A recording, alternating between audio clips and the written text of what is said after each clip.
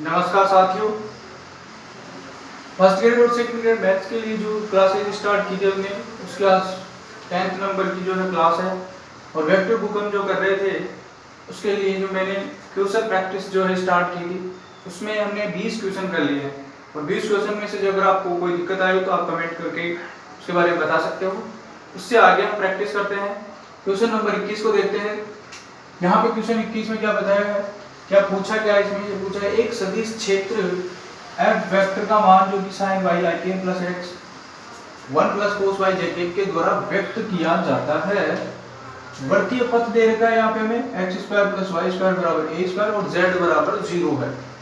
और पूछा क्या है f डॉट dr, ये पूछा है। अब ये किस में आता था, देखो ऐसे प्रश्न को करने के लिए आपको पता है गॉस थ्योरम या ग्रीक थ्योरम या स्टोक्स थ्योरम लगेगी।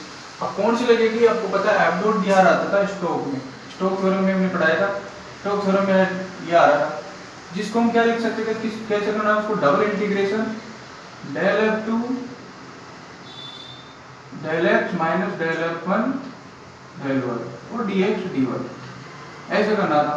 अब f2 j कैप का गुणा, f1 i कैप का गुणा, तो j कैप का गुणा ये रहा x1 प्लस cos y, इसका अवकलन x के सापेक्ष करेंगे तो x का अवकलन 1 हो गया और बाकी जो है ये कांस्टेंट रहेगा, इसका मान क्या हो गया 1 plus cos y, double integration है ही पहले 1 प्लस cos y और फिर हमें माइनस का चिन्ह है, ये माइनस y का सापेक्ष करना है f1 जो कि i कैप का गुणांक होता है sin y, sin y का क्या होगा cos y होगा, cos y dx dy, cos y से cos y कट गया तो बच गया यहाँ पे हमारे पास डबल इंटीग्रेशन 1 dx dy। एक तरह से ये क्या है, क्षेत्रफल को प्रदर्शित कर रहा है। अब क्षेत्रफल किसका क्षेत्रफल होगा, यहाँ पे देखिए वृत्तीय पथ, तो वृत्तीय पथ का क्षेत्रफल यानी वृत्त का क्षेत्रफल क्या पढ़ते हो आप, जहाँ त्रिज्या a है ये पाई a स्क्वायर, ऑप्शन में पाई a स्क्वायर, यहाँ नहीं है यहाँ नहीं है यहाँ नहीं है, ये रहा आंसर हो गया, बिल्कुल आसान है। अगला क्वेश्चन है हमारे पास 22वां, बल F वेक्टर द्वारा की गई कार्य की गणना। कार्य क्या होता था, बल गुणा विस्थापन होता है। बल गुणा विस्थापन अगर कार्य होता है तो उसकी गणना किस प्रकार से करेंगे, बल गुणा विस्थापन। देखिए रेखा समाकलन में पढ़ा था F dot dr Stokes theorem में, ये रहा और F डॉट dr यहाँ पे फोर्स और ये हो गया विस्थापन। तो जाहिर सी बात है फोर्स और विस्थापन यानी कि बल और विस्थापन की बात करेंगे तो वो किस में आता है, रेखा समाकलन, और ये किसको प्रदर्शित करता है, कार्य को। और कार्य की गणना किससे कर सकते हैं हम, तो इसमें रेखा समाकलन से कार्य की गणना कर सकते हैं। ये आपको याद कर लेना है, वैसे मैं समझा चुका हूँ कैसे हो गया, रेखा समाकलन से ही क्यों होगा ये आपको बता दिया, लेकिन इसको आप याद कर सकते हो कि रेखा समाकलन द्वारा कार्य की गणना की जाएगी। नेक्स्ट क्वेश्चन है हमारे पास, ये क्वेश्चन नंबर 23, यदि r vector cross r double dot का मतलब क्या हो गया कि इसका दो बार अवकलन किया हुआ है बराबर में 0 हो, तब कौन सा ऑप्शन सही है इनमें से। अब इस प्रकार के क्वेश्चन को करने के लिए हम ऑप्शन का इस्तेमाल करेंगे, ऑप्शन का यूज करेंगे, जिसमें ऑप्शन में अगर ये डबल अवकलन है तो हम इनका सभी ऑप्शनों का डबल अवकलन करके देखेंगे कौन सा सही होगा। तो जब इसका कर रहे हैं, देखो ये तो वैसे ही गलत है, a के बराबर आ ही नहीं सकता, r वेक्टर और क्रॉस r वेक्टर। अगर क्रॉस प्रोडक्ट है, दोनों राशियां सेम है तो उसका मान 0 होता है। हम जानते हैं जैसे i cap cross i cap करेंगे तो 0 होता है, वैसे r vector cross r vector 0 होगा, तो ये तो ऑप्शन हो ही नहीं सकता।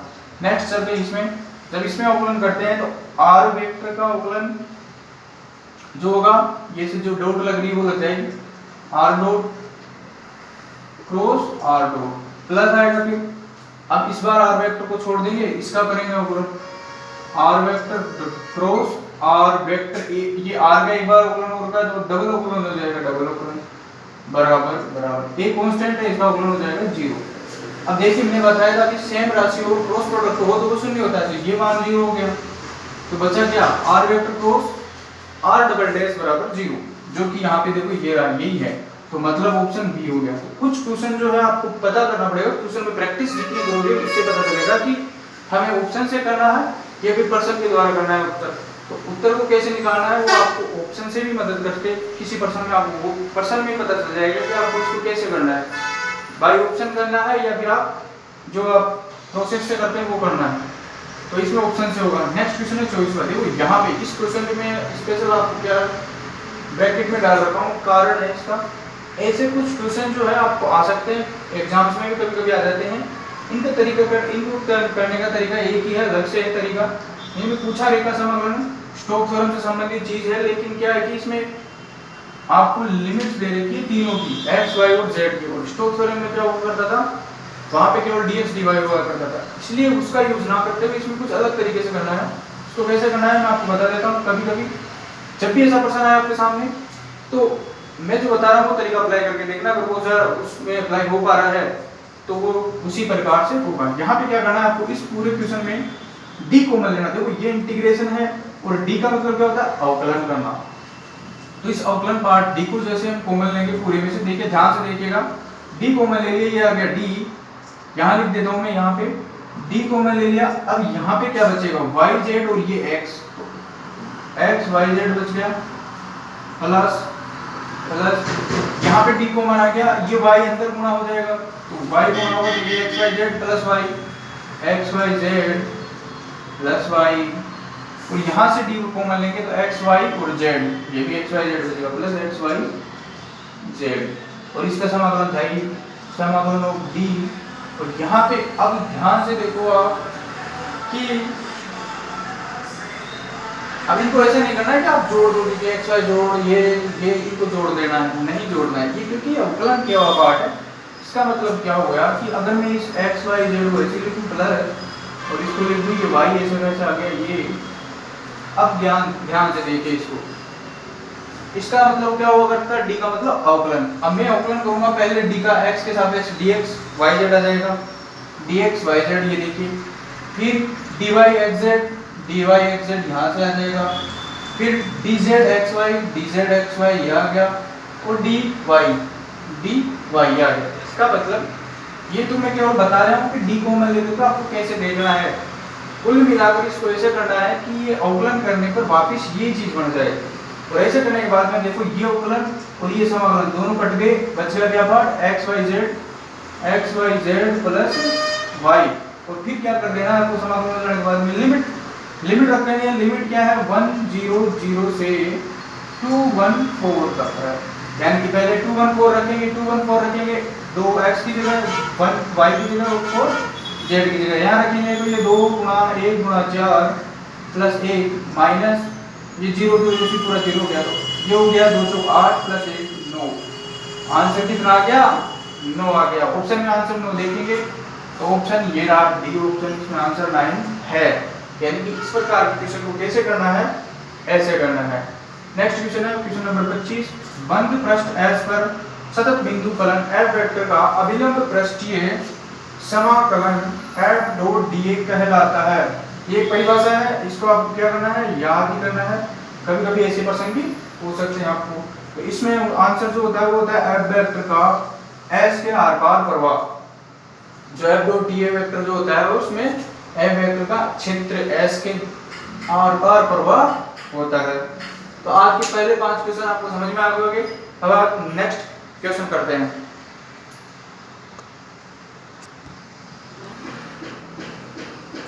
नेक्स्ट क्वेश्चन, इसमें 26वें क्वेश्चन में देखिए आपको क्या पूछ रहा है कि एक f दे रखा है x² y plus 2xy plus z² हो, तब कर्ल ग्रेडियंट f यानी ग्रेडियंट f का कर्ल क्या होगा। अब आप सोच रहे होंगे कि सर एक साथ क्वेश्चन लिखवाते हैं और फिर जगह नहीं रहती बोर्ड पे और फिर भी करवा रहे हैं। देखो पेपर में जो है ना ऐसे आएगा वहाँ पे आपके, इसलिए आप ऐसे ही प्रैक्टिस करो ना तो बहुत ही बढ़िया है। जितनी जगह आपके पास हो उतने ही उसी जगह में आपको क्वेश्चन को पूरा करने की कोशिश करना, शॉर्ट तरीके से हो सके वो, तो वैसे ही प्रैक्टिस आदत डालोगे आप अपने आप वहाँ पे भी वैसा नॉट रहेगा। नहीं तो आप यहाँ अगर बहुत खाली पेज में आप क्वेश्चन को कर रहे हो तो आपकी आदत ही नहीं रहेगी। वहाँ पे भी आप जब पेपर में सॉल्व करोगे तो आप सोचोगे कि यार कहाँ लिखूँ, जबकि आपको आदत ऐसी डालनी है। अब यहाँ पे आ जाते हैं, कर्ल ऑफ ग्रेडियंट मैंने कहा था C और G से केक बनेगा, और केक का मतलब होता था एग, और एग यानी कि 0। कुछ नहीं देखना है F कैसा ही हो, आपको कुछ नहीं देखना, आपको ऑप्शन में क्या देखना है, 0। ये रहा ऑप्शन 0, तो आंसर आ गया C। इसके बाद में क्वेश्चन नंबर 27 चलते हैं। यहाँ पे एक लॉजिक है, देखिए ये फाइंड dr है। मैंने बताया था स्टोक थ्योरम में यहाँ पे क्या होता था, f डॉट dr। अगर यहाँ पे f डॉट dr C ये होता था तो f वेक्टर हुआ करता था, यानी कि सदिश, और सदिश का वहाँ पे क्या होता था, कर्ल ये हुआ करता था। और फिर आगे की चीजें ds के रूप में जो हुआ करती n कैप लगा करके ये हुआ करता था। अब यहाँ पे जब एफ वेक्टर सदिश ही नहीं है, फाई एक अदिश राशि है, तो कर्ल तो आ ही नहीं सकता और डाइवर्जेंस में नहीं आ सकता। आ क्या सकता है? केवल ग्रेडियंट, क्योंकि वही है जो कि अदिश को लेता है। और अगर ग्रेडियंट यहाँ पे आएगा तो क्या रहेगा? वो डेल फाई डी एस। यानी कि इसमें जो आंसर हो गया वो कौन सा हो गया? ये रहा हमारे पास option number A. Next question है हमारे पास क्वेश्चन नंबर 28, जिसमें दे रखा है बिंदु 1 2 0 जिसमें पर फाई जो है x y y z plus z का दिक् अवकलज। दिक् अवकलज मैंने पढ़ाया था सबसे पहले, डेल फाई को दिक् अवकलज कहते हैं। वो भी किसकी दिशा में? सदिश की दिशा। कौन सी सदिश? ये दे रखी है इसकी सदिश की दिशा। तो इस सदिश की दिशा में जो दिक् अवकलज हुआ करता था वो था डेल फाई है तो फाई डॉट ए के, यही हुआ करता था, ये निकालना है। तो एक ए वेक्टर का एक कैप निकालेंगे पहले, तो ये देखो इसका क्या निकालना है? एक कैप निकालेंगे तो यहाँ पे आ जाएगा हमारे पास, और ये है आई के प्लस 2 जे प्लस के 2 के, और इसका क्या आ जाएगा बटे में परिणाम, परिमाण जैसे कि 1 प्लस 4 कुल मिलाकर के 1/3 ए वेक्टर आ गया। और डेल फाई निकालेंगे, ये रहा डेल फाई, x के सापेक्ष पहले सभी का गुणा और i कैप के साथ गुणा। x के सापेक्ष करेंगे तो पहले आ जाएगा देखो i कैप से गुणा x के सापेक्ष, y हो गया यहाँ पे प्लस ये 0 प्लस z। फिर चलते हैं j कैप के लिए, यहाँ पे हो जाएगा x y का हो जाएगा y के सापेक्ष x, ये प्लस z और ये 0 प्लस k। यहाँ पे देखते हैं z के सापेक्ष होगा ये 0, यहाँ पे y और यहाँ पे x, y प्लस x। अब बिंदु दे रखिए, बिंदु रख देंगे। बिंदु क्या दे रखिए हमें? 1 2 0, 1 2 0 रखेंगे तो यहाँ पे है 1 0, तो ये हो गई i के प्लस ये है 1 2 0, सॉरी यहाँ पे है y का मान 2 है तो ये 2 आ जाएगा, और x प्लस z है x 1 0 तो 1 j बच जाएगा, प्लस y प्लस x यानी 1 प्लस 2 3 के। अब ये आ गया डेल फाई इसका, और डॉट प्रोडक्ट करना है किसके साथ? इसके साथ, जो कि हमारे पास क्या है? आई के प्लस 2 जे के प्लस 2 के बटा 3। दोनों का डॉट प्रोडक्ट करेंगे, ये हो गया 2 प्लस ये हो गया 2 प्लस ये हो गया 6 बटा 3। 2 और 2 4 4 6। ऑप्शन इसका लिखना जो है, मैंने ऑप्शन नहीं लिखे इसको, आप डायरेक्ट ही याद रख लेना कि आंसर ऐसे आ गया। कैसे करना है? 10/3 है ऑप्शन, मैंने गलती से इसमें ऑप्शन नहीं लिखे, सॉरी उसके लिए। तो इसमें आंसर क्या रहेगा? 10/3। नेक्स्ट क्वेश्चन हम करते हैं, इसमें आ रहा है ये रहा, जिसमें बोला सतह एस गोला द्वारा, ये गोला दे रखा है और उसके द्वारा सतह है एस, और ये है x dy z plus y dz plus z dx dy। इसको देखो, ये ऐसी फॉर्म जो थी वो थी गॉस थ्योरम में, जहाँ पे कार्तीय निर्देशांक का जो रूप था उसका कार्तीय रूप, उसमें ये फॉर्म थी। तो इसका मतलब क्या हो गया? यहाँ पे क्या हुआ करता था कि ये जो पार्ट था dy dz, फिर dz dz और dx dy, तो ये हुआ करता था f1, ये हुआ करता था f2 और ये हुआ करता था f3, ऐसे था। यानी कि अब हम जब इसका डाइवर्जेंस निकालेंगे तो f1 f2 f3 आएगा, f1 का x के सापेक्ष, f2 का y के सापेक्ष, f3 का z के सापेक्ष। जैसे करते हैं तो यहाँ पे बनाया जाता था ट्रिपल समाकलन आयतन b के सापेक्ष, इसका क्या 1 हो गया, प्लस y के सापेक्ष y का 1 और z के सापेक्ष z का 1, और फिर था dx dy और dz, ये बच गया 3, और इंटीग्रेशन हो dx dy z यानी कि dv। और यहाँ पे अगर गोला S है तो इसका क्षेत्र सॉरी आयतन क्या होगा? 4/3 पाई, ये त्रिज्या है तो a क्यूब, 3 गुणा 4/3 पाई a क्यूब, 3 से 3 कट गया तो 4 पाई a क्यूब ऑप्शन में है, वही आंसर हो जाएगा। ये रहा ऑप्शन नंबर ए। ऐसे करना देखिए, क्वेश्चन बिल्कुल आसान होते हैं। उसके बाद में तीसरा क्वेश्चन है, f वेक्टर दे रखा है sin y plus z i k plus x cos y minus z j k plus x minus y k के। पूछा गया, देखो ऐसे भी क्वेश्चन आ सकता है जहाँ पे आपको क्या कर सकते हैं, एक क्वेश्चन देंगे और उसमें पूछेंगे कि ये परिणामी सोलेनोइड है या अघूर्णी है यानी कि इरोटेशनल है, या फिर दोनों ही है, या फिर दोनों में से कोई भी नहीं है। तो चेक करेंगे परिणाम के लिए डाइवर्जेंस 0 होना चाहिए, डाइवर्जेंस में i कैप का सापेक्ष x के सापेक्ष i कैप का, y है z है 0 जाएगा, तो ये 0 प्लस j कैप का y के सापेक्ष होता था। तो यहाँ पे देखते हैं कहाँ गया वो, ये रहा। तो इसके y के सापेक्ष करेंगे तो यहाँ पे x का cos y ये बच जाएगा क्या माइनस एक्स साइन वाई और जेड का 0 और इधर चलते हैं तो जेड के सापेक्ष ये 0। कुल मिलाकर क्या रह गया, 0 नहीं आ रहा है, इट मीन्स परिनालिके नहीं है। अब रही बात किसकी, आघूर्णीय की। आघूर्णीय है या नहीं है इसका चेक करने के लिए हम क्या करेंगे, इसका कर्ल निकालेंगे। कर्ल यानी कि यहाँ करते हैं, ये अगर ये 0 होगा तो ये आघूर्णीय होगी। एफ वेक्टर का मान ये है तो कर्ल निकालेंगे तो यहाँ पे कर्ल क्या हो जाएगा, जे के ऐसे निकालते हैं कर्ल, आपको पता है क्रॉस प्रोडक्ट। पहले डेल के सापेक्ष डेल एक्स डेल वाई और डेल जेड, और यहाँ पे आई कैप का गुणांक है sine Y plus Z, sine Y plus Z. मैं बोल रहा हूँ आपको सुन लेना है, अगर यहाँ पे दिखाई नहीं दे रहा तो x cos y minus Z यहाँ पे है x cos y minus Z, और यहाँ पे आएगा आपके पास इसके जस्ट नीचे एक्स माइनस वाई। अब आपको क्या करना, पहले आई कैप के सापेक्ष, तो आई कैप के सापेक्ष ये तो बचा क्या है इसका, इसके सापेक्ष यहाँ बच रहा है तो एक्स का सापेक्ष, एक्स का वाई के सापेक्ष 0 माइनस वाई का वाई के सापेक्ष माइनस 1। उसके बाद इसका पूरा प्रोसेस जो है मैं यहाँ लिख रहा हूँ, तो माइनस 1 आ गया आई कैप के लिए। देखिए यहाँ पे सूर्य को लिखता हूँ, पहले आई कैप लिखेंगे, फिर अब क्या करेंगे, ये और ये खत्म हो गया तो बचे ये इसके सापेक्ष किया तो माइनस 1, फिर माइनस, और इसका इसके सापेक्ष करेंगे जेड के सापेक्ष तो ये 0 हो गया, और माइनस जेड का क्या हो जाएगा -1, तो ये -1, फिर माइनस जे के, और इसका जब हम दे देंगे ये और ये खत्म हो गया तो अब क्या होगा, इसके सापेक्ष -1 हो गया, +1 हो गया, सॉरी एक्स का +1, y माइनस का 0 हो गया, और ये बच रहा है, ये हो गया, ये हो गया, तो ये और ये बचेगा। इसमें sin y प्लस जेड है तो sin y का 0 और z का 1 -1, फिर बच रहा है के, जहाँ पे के लिख रहा हूँ, के ये और ये खत्म हो गया तो बचा क्या, इसका इसके सापेक्ष क्या करेंगे तो x cos y में से क्या बचेगा cos y, और z का 0 हो जाएगा तो cos y माइनस, और यहाँ पे फिर ये इसका इसके सापेक्ष y sin y का क्या हो जाएगा cos y और z का 0। कुल मिलाकर देखिए यहाँ पे ये -1 और ये +1 बन जाएगा तो ये 0 हो गया, यहाँ पे ये 0 हो गया और ये भी 0 हो गया, यानी कि कर्ल एफ वेक्टर इसका 0 है। इसका मतलब क्या हो गया, ये आघूर्णीय है सही से, तो ऑप्शन नंबर बी इसका आंसर हो जाएगा। तो नेक्स्ट क्वेश्चन करते हैं अब,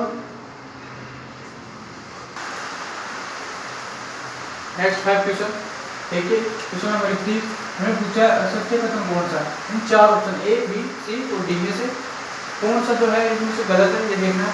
पहला है कुछ पास पूछ रहा है, देखो ग्रेडियंट फाई का कर्ल, यानी कि क्या पूछा है कर्ल, वो भी किसका ग्रेडियंट का, मैंने क्या कहा था सी और जी यानी कि के बी, और इसको बनाएंगे ए बी यानी कि 0, तो के बी निकालेंगे तो 0 आएगा, और यहाँ पे 0 ही बताएगा, यानी कि पहला ऑप्शन ये सही है। इसके बाद में ये देखो सूत्र डेल का डॉट फाई एफ वेक्टर के साथ, इसमें फाई अधिस है तो बाहर आ गया, और एफ वेक्टर का डाइवर्जेंस सही है यहाँ तक प्लस, फिर अब एफ वेक्टर बाहर हो गया और डेल फाई हो गया अधिस है, इस वजह से और उसका डॉट प्रोडक्ट, यानी कि इधर अधिस और उधर भी अधिस फाइनल, और सूत्र भी लग रहा है दोनों, यानी कि ये कथन भी सही है। पूछा सत्य है, दोनों सत्य हैं। इसके बाद में इसकी बात करेंगे तो यहाँ पे डॉट आ रहा है तो पहले एफ वेक्टर के साथ क्रॉस आएगा, एफ वेक्टर के साथ क्रॉस और डॉट प्रोडक्ट जी का, ये अधिस क्योंकि ये अधिस है तो ये भी अधिस, माइनस आएगा फिर माइनस आ गया, फिर एफ वेक्टर का बाहर एफ वेक्टर डॉट बाहर और क्रॉस जी का साथ में, तो ये कथन भी सत्य है।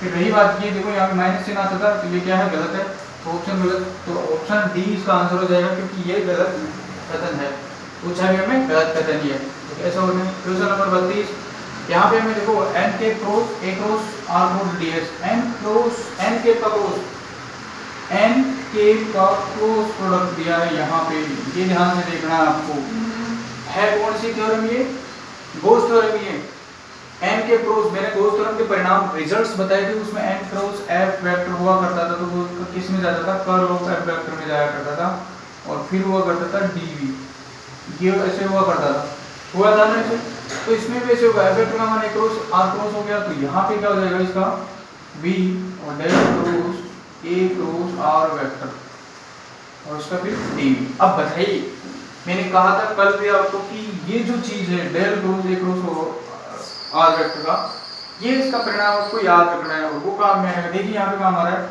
इसका पूरा मान मैंने कल क्या बताया था 2a वेक्टर, और ये कांस्टेंट है बाहर आ जाएगा, और फिर ये v और dv, और dv यहाँ पे आयतन बोल रहा है, जो कि इसने कहा s वाले पिंड का आयतन क्या है, v है, यानी कि dv का मान, इस पूरे का मान इसका v है, तो 2a वेक्टर v।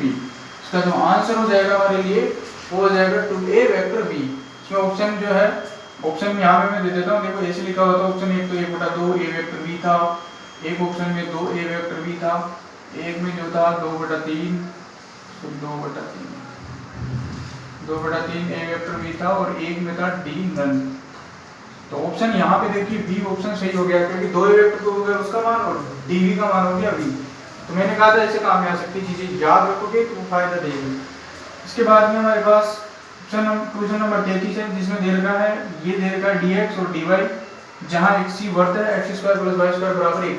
अब यहाँ पे देखिए आपको अगर pdx + qdy वाला फॉर्मूला दिख रहा है तो वो लगा सकते हो, और अगर इसी को आप चाहो तो स्टोक्स थ्योरम से कर सकते हो, तो ग्रीन और स्टोक्स दोनों से कर सकते हैं। हम यहाँ पे pdx qdy वाला फॉर्मूला दिख रहा है आराम से, तो हम क्या करते हैं, ग्रीन थ्योरम लगाते हैं। तो pdx यानी कि ये p हो गया और q dy हो गया। तो q का क्या करेंगे, x के सापेक्ष करेंगे, x के सापेक्ष करेंगे, इसका होगा x के सापेक्ष करते हैं, तो यहाँ पे क्या बन रहा है, डबल इंटीग्रेशन x के सापेक्ष sin x का cos y हो गया, सॉरी cos x हो गया, और cos y है cos y, और फिर का माइनस का चिन्ह, और p का y के सापेक्ष, p का y के सापेक्ष करेंगे, यहाँ पे p का y के सापेक्ष cos x, तो ऐसे कैसा आ जाएगा, cos x sin y हो गया cos y minus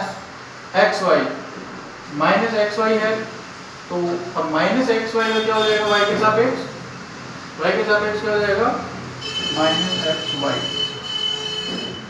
cos x -xy का हो जाएगा, यहाँ पे ये माइनस से गुणा करके प्लस, और y के सापेक्ष करना था तो x बच गया। ये दोनों कट गए आप आपस में, ये कट गए, ये दोनों कट गए, यहाँ पे ये कट गया, बचा क्या, x dx dy, double integration x dx dy।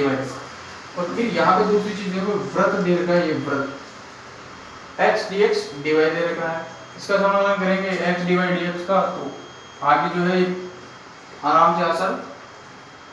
देखो यहाँ पे x² + y² है, इसकी लिमिट निकालेंगे। लिमिट निकालने के लिए वृत्त कैसा होता है, वृत्त में देखिए वृत्त ये रहा, तो इसमें क्या होता था कि वृत्त जैसे ही हम वृत्त बनाएंगे यहाँ पे,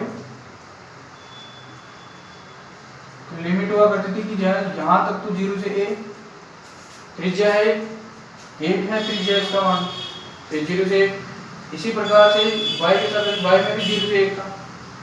अगर हम इसका एक पार्ट यहाँ से यहाँ तक निकालेंगे तो उसको 4 से गुणा करने पर पूरा आ जाएगा, यहाँ से यहाँ तक निकालते हैं हम इसमें, और लिमिट वही रहेगी 0 से 1, 0 से 1 दोनों तरफ, 0 से 1, 0 से 1, और गुणा में 4, x dy, तो पहले y के सापेक्ष करेंगे तो xy आ जाएगा, और फिर dx, और इसकी लिमिट लग जाएगी, यहाँ पे लिमिट लग जाएगी 0 से 1, 4 समान 0 से 1, यहाँ पे 0 से 1 लगाएंगे तो 1 रखने पर y का 1 हो गया, x बच गया, ऐसे फिर dx, और 0 रखने पर 0 हो जाएगा। फिर एक बार और इंटीग्रेशन करेंगे तो ये x² हो गया बटा में 2, और ये 4 अपना में है, इसकी लिमिट लग जाएगी 0 से 1 रखने पर 1/2, और 0 आ जाएगा, 0 रखने पर गुणा में 4 है, 2 से 2 बढ़ते हैं, इसका आंसर क्या आ गया, 2 आ जाएगा आंसर। मैंने ऑप्शन में नहीं दिया, यहाँ पे ऑप्शन नहीं दिया, क्या है कि जगह नहीं थी इसलिए ऑप्शन नहीं दे रहा हूँ, यहाँ पे 5 क्वेश्चन नहीं आ पाते फिर इसलिए, लेकिन इसका आंसर क्या हो जाएगा, 2 आ जाएगा। तो ये क्वेश्चन नंबर 33 भी हो गया। इसके बाद में आ रहा है क्वेश्चन नंबर 34। यहाँ पे सदिश r वेक्टर की दिशा में 1/r का दिक् उपलब्ध, यानी कि ये तो आ गया a वेक्टर वाला फॉर्मूला, यहाँ पे डेल डॉट a कैप था दिक् उपलब्ध किसी भी सदिश की दिशा में, तो वहां पे r वेक्टर तो a वेक्टर की तरह कार्य करेगा, और 1/r यहाँ पे f का मान दिया है। तो अब निकालना क्या है, a को निकालना है del f dot a vector का कैप, तो डेल f निकालेंगे यहाँ से 1/r का, 1/r का कैसे निकलेगा, इसको हम r की पावर -1 कहेंगे, और फिर डेल निकालेंगे तो क्या हुआ करता था, डेल r की पावर n का था n r की पावर n - 2 r वेक्टर, तो n का मान -1 है, तो यहाँ पे आ जाएगा -1 आ गया, r आ गया, n - 2 -1 और -2 माइनस का 3 हो गया, और r वेक्टर ऐसे कैसे आ गया, तो इसका मान क्या आ गया, r की पावर -3 r वेक्टर, और ये पूरा का पूरा -1, ये तो आ गया डेल f का मान इसका। अब डॉट a वेक्टर कैप भी है यहाँ पे, a वेक्टर कैप यहाँ पे r वेक्टर, इसका r कैप निकालेंगे, आर कैप निकालेंगे तो क्या हो जाएगा, आर वेक्टर बटा आर, होगा कि नहीं होगा, हो जाएगा। तो इन दोनों का डॉट प्रोडक्ट करते हैं हम इसका और इसका। जैसे इसका डॉट प्रोडक्ट करेंगे आर वेक्टर और आर वेक्टर क्या बन जाएगा, खुद आर स्क्वायर बन जाएगा। तो आर वेक्टर और आर वेक्टर आर स्क्वायर बन जाएगा। तो इन दोनों का जैसे हम यहाँ पे कर रहा हूँ, एक तो था आर वेक्टर बटा आर क्यूब है ना ये, माइनस डॉट आर वेक्टर बटा आर, यहाँ हो गया हमारे पास आर स्क्वायर ऊपर और नीचे हो गया आर का 4 और माइनस ये इससे कट गया माइनस का बटा आर स्क्वायर। ऑप्शन में है यहाँ पे माइनस का बटा आर स्क्वायर, ये रहा ऑप्शन नंबर 20 का आंसर हो जाएगा। नेक्स्ट क्वेश्चन है, देखो सरल है ना, प्रोसेस पता होना चाहिए, आप आराम से कर सकते हो। क्वेश्चन नंबर 35, समतल x square plus x square y plus 2zx बराबर 4 के लंबवत बिंदु, यहाँ पे बिंदु भी दे रखी है पर हमें क्या सदिश ज्ञात करना है। अब लंबवत बिंदु पर जाने के लिए मैंने कहा था अभिलंब या लंबवत यानी कि डेल f निकालना है, और डेल f निकालना है किस बिंदु पर, इस बिंदु पर। फिर उसका इकाई सदिश निकालना है। डेल f एक सदिश को भी प्रदर्शित करता था किस दिशा में, लंबवत दिशा में, तो वो निकलेगा।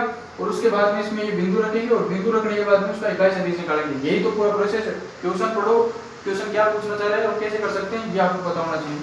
तो पहले इसका क्या निकालेंगे, डेल एफ निकालेंगे। तो देखो x square y plus 2zx है, तो इसका पहले x के सापेक्ष i का कोफिशिएंट आ जाएगा, x के सापेक्ष होगा तो ये हो जाएगा 2xy और 2zx का हो जाएगा प्लस 2z, और माइनस 4 का 0 हो जाएगा तो उसको लिखेंगे प्लस jk। अब jk में y के सापेक्ष हुआ करता था, y के सापेक्ष इसका करेंगे तो y का हो गया 1 और x स्क्वायर बच गया x स्क्वायर प्लस 2zx का 0 हो जाएगा और उसका भी 0 हो जाएगा। फिर आ जाएगा kk के लिए हमारे पास z के सापेक्ष करना है, ये 0 हो जाएगा और 2zx का 2x आ जाएगा तो ये 2x हो गया। ये आ गया। अब बिंदु रखना है, कुछ नहीं करना आपको, बिंदु करना है, ये रहा बिंदु 2 -2 और 3।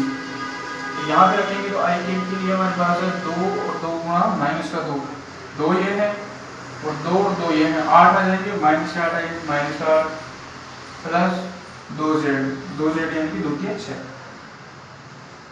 फिर आ रहा प्लस का jk x स्क्वायर है, x स्क्वायर यानी कि 2 का 4 और फिर z इसका k का 2x है जो भी 4 हो गया। कुल मिलाकर यहाँ पे बच गया क्या, ये बच गया हमारे पास माइनस फिर 2ik plus 4jk plus 4kk, ये बच गया। और अब इसका क्या निकालना है, इकाई सदिश। इकाई सदिश निकालने के लिए इसका क्या करना है, परिणाम का भाग दे देंगे, परिमाण का प्रयोग है 4 प्लस 16 प्लस 16 16 16 32 और 4 6 36 और 36 अंडर रूट का 36 का 6 हो गया तो 6 बार आ जाएगा। आंसर आ गया हमारे पास minus 2ik plus 4jk plus 4kk बटा 6। 2 ऊपर से कॉमन आ जाएगा, 2 ही नीचे से कॉमन आ जाएगा तो कट जाएगा, तो बचा क्या माइनस का ik plus 2jk plus 2kk बटा 3। ऑप्शन में ऐसा देख सकते हो आप कौन से में है, तो इसमें ऑप्शन नंबर ए है ऐसा, तो ऑप्शन नंबर ए इसका आंसर हो जाएगा। तो आज के हमारे 15 क्वेश्चन जो मैं डेली आपको 15 क्वेश्चन जो है वेक्टर बुक के प्रैक्टिस करवाऊंगा डेली, लगभग 50 से 60 क्वेश्चन करवाएंगे इसे। तो 35 तक हम कर चुके हैं, नेक्स्ट क्लास में और करेंगे प्रैक्टिस। जैसे मैं करवा रहा हूँ वैसे आप प्रैक्टिस करते रहना है। मैं गारंटी देता हूँ वेक्टर बुक और भी ग्रेजुएशन की बुक्स है जो आपको बिल्कुल परफेक्ट तरीके से करवा दूंगा। तो आज का वीडियो यही खत्म करते हैं। अगर आपको मेरे द्वारा दी गई जानकारी अच्छी लग रही है तो वीडियो को लाइक करना, शेयर करना, साथ ही साथ हमारे चैनल को सब्सक्राइब करना। धन्यवाद।